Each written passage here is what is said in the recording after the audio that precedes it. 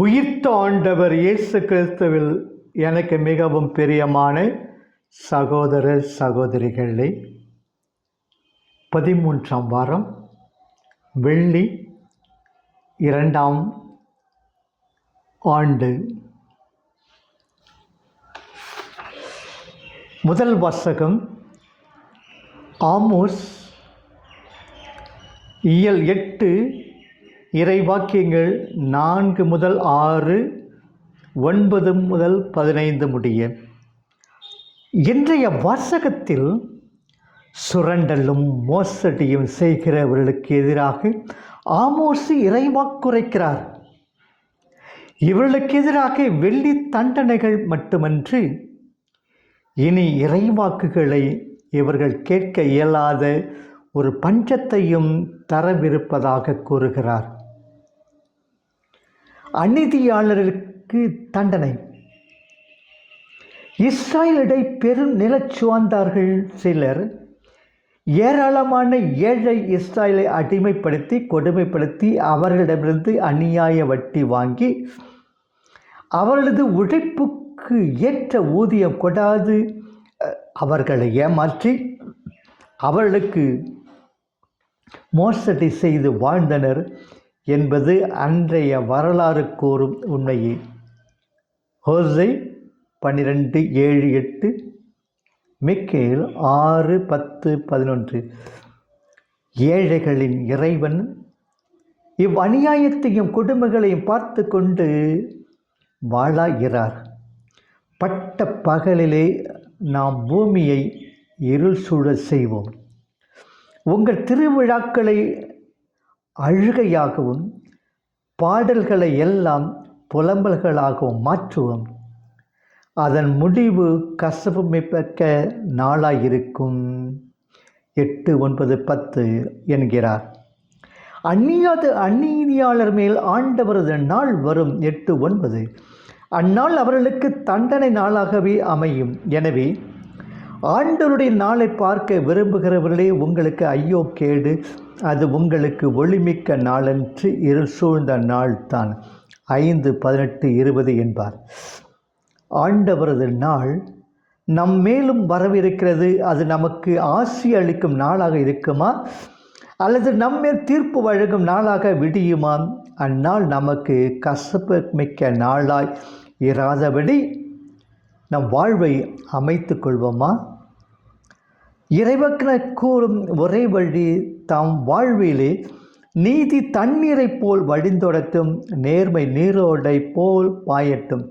5:24 என்பதேயாகும். சமன் செய்து சீர்தூக்கும் கோல் போல் அமைந்து ஒரு பார் கோடாமை சான்றோர்க்கு அணி என்பது வள்ளுவத்தரும் பாடம் 118. வார்த்தை பஞ்சமாகிய தண்டனை. இறைவனின் வார்த்தை ஒன்றில்லாமைக்கு ஒரு கொடுக்கும் வார்த்தை. தொடக்க நூல். துன்புற்றோருக்கு துணை நிற்கும் வார்த்தைகள் விடுதலை பயணம். விலங்கிடப்பட்டோருக்கு விடுதலை அளிக்கும் வார்த்தை. பாபிலோனே அடிமை தலையின்று விடுதலை. ஏசாயா 41 முதலிய. நோயாளிகளுக்கு குணமளிக்கும் வார்த்தை. நற்செய்திகள். இறந்தோருக்கு உயிரளிக்கும் வார்த்தைகள். லூக்கா 7. பாவிகளுக்கு மன்னிப்பு ஈயும் வார்த்தைகள். நற்செய்திகள். ஆம், இறை வார்த்தை உயிருள்ளது, ஆற்றல் மிக்கிறது. எபிரேயர் 12. எபிரேயர் 4:12. வழங்கா கழுத்தினர்பால் இனி இறைவாக்கினரை இறைவன் அனுப்ப மாட்டார். எனவே இனி இறைவாக்கு இவர்களுக்கு தரப்பட மாட்டாது. இறைவார்த்தையை கேட்காதிருக்கும் பஞ்சம் ஏற்படும். 8:11. இத்தகைய பஞ்சமே இஸ்ராயலுக்கு பெரும் தண்டனையாய் அமையும்.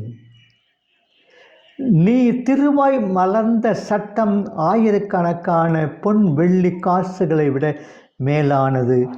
திருப்பாடல் 119:72. உம் வாக்குகள் சுவைக்கு இனிமையானவை, என் வாய்க்கு தேனினும் சுவை மிகுந்தவையே. 119, 103. நான் நடக்க வேண்டிய பாதையை காட்டும்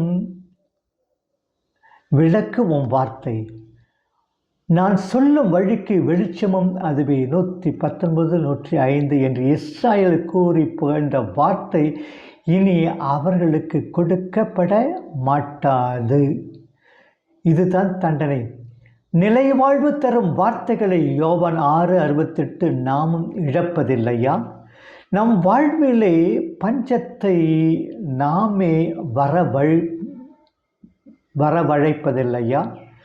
நமக்கு கொடையாக அளிக்கப்பட்ட இறை வார்த்தையை நாம் தேடி வருவதில்லையே?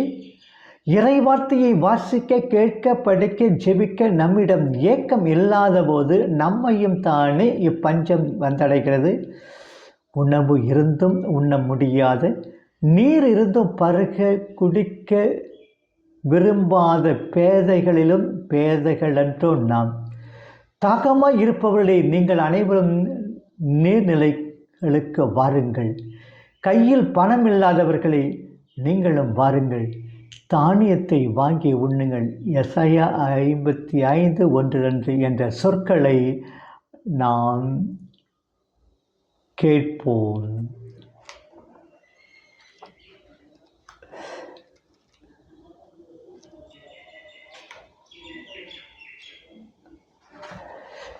இரண்டாம் வாசகம், நற்செய்தி மத்தேயு இயல் 9 இறைவாக்கியங்கள் 1 முதல் 13 முடிய.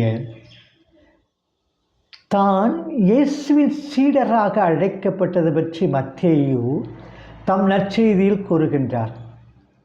இந்த அழைப்பு பற்றி கூறுகையில் மார்க்கும் 2:14, லூக்காவும் 5:27 இவரை லேவி என்று அழைக்கின்றனர்.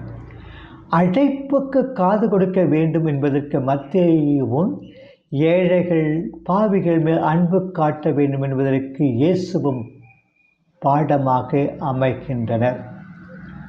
மத்தேயு காட்டும் படம்.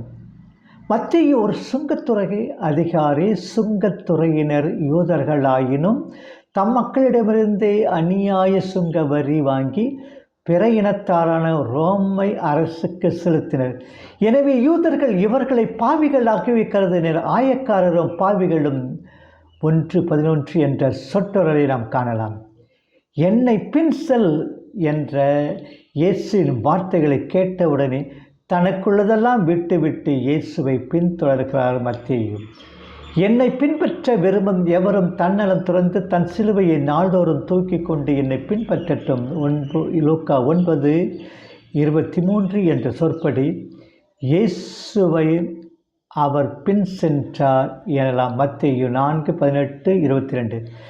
தனக்கு நிறைய வருமானம் இருந்தும் தான் பாவியாக கருதப்பட்டாலும் இயேசுவின் சொற்களுக்கு கீழ்ப்பட்டு அவரை பின்பற்றிய மத்தேயு நமக்கு பாடமாய் அமைய வேண்டும். இயேசு நம்மையும் அழைக்கிறார். அவர் குரலொலியை செவிமடுத்து கேட்கிறோமா? மேலும் மத்தேயு ஒரு விருந்தும் அளிக்கிறார். விருந்தினர் இயேசுவும் அவர் சீடர் மட்டுமன்று பாவிகளும் கூட. என்னை இவரது விருந்தோம்பும் மனப்பான்மை பகிர்ந்துண்ணுவது நமது பழக்கமாயுள்ளது. சிறப்பாக பசித்திருப்போருக்கு, ஏழை எளியவளுக்கு உணவளிக்க முன் வருகின்றோமா? செல்விருந்தோம்பி வரவிருந்து காத்திருப்பான், செல்விருந்தோம்பி வரவிருந்து பார்த்திருப்பான், நல்விருந்து வானத்தவருக்கு என்பதை உணர்கிறோமா? குறள் 86. இயேசு காட்டும் படம். பாவிகள் மேல் இயேசு பரிவு கொண்ட குணம் தனி குணமாகும். நல்லவர்கள் என்று சொல்லிக் கொள்பவர்களை அல்லாது பாவியை இயேசு அழைக்கிறார்.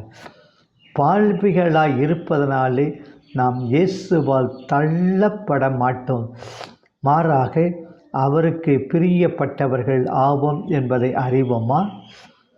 பாவிகளை அழைப்பது மட்டுமன்று, பாவிகளோடு இருக்கவே இயேசு விரும்புகிறார் என்பதை அவர்களோடு சேர்ந்து உணர்வருந்துவது சுட்டுகிறது. இப்பகுதியில் 3 தடவை இயேசுவை பாவிகளோடு இணைத்து காட்டுவதை காணலாம். 9, 11, 10, 11, 12. பாவிகள், ஏழைகள், ஒடுக்கப்பட்டவர்கள், நசுக்கப்பட்டவர்கள் இன்னொருபால் நம்முடைய நடைமுறை எவ்வாறு உள்ளது? இவர்கள் பாவிகளை வரவேற்று அவர்களோடு உணவருந்துகிறாரே, லூக்கா 15:1 என பிறர் நம்மை பார்த்து கூற முடியுமா? இயேசு தந்தைக்கு செலுத்தும் ஒரே பலி அன்பே. இறைவன் விரும்புவது அன்பும் இரக்கமுமே, ஏனெனில் அவரே அன்பும் இரக்கமும் தானே. விடுதலை பயணம் 34:6-8. இன்றைய முதல் வாசகம் இதையேத்தான் கூறுகிறது.